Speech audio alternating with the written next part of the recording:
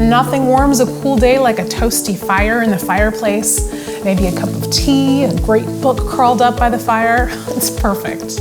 So I wanted to craft an attractive but simple firewood holder. Something that could be used to store my wood in the winter, and then when fireplace season is over, this beauty could be used as a book holder for oversized books. For this project, I'm using my Bernzomatic TS8000 torch with the Matte Pro Fuel, both of which I keep stored in a temperature-controlled area. I always start by testing my torch and fuel connecting point for potential leaks with a bit of soapy water. The other materials you'll need for this are some 3/4-inch aluminum tubes, your aluminum brazing rods, and optionally some drawer handles.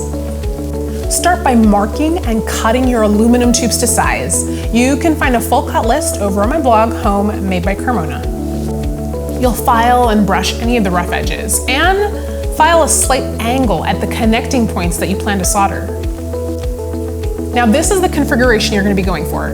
Ideally, clamp all 4 sides to your non-flammable worktop. But if that won't work, a long clamp across the center will help. Just be careful not to clamp the aluminum too tightly, otherwise it's going to bow when it heats.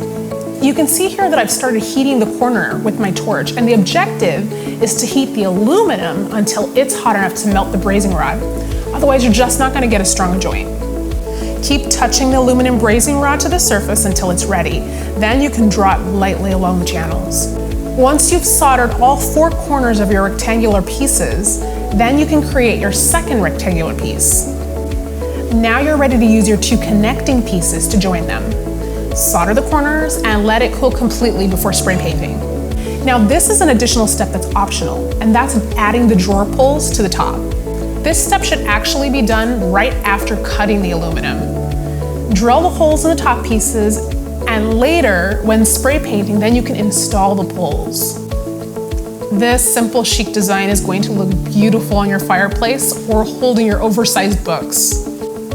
Now there are a lot of other details and tips. They're over on my blog, Home Made by Carmona, so be sure to pop over. All right guys, until next time, keep on DIYing.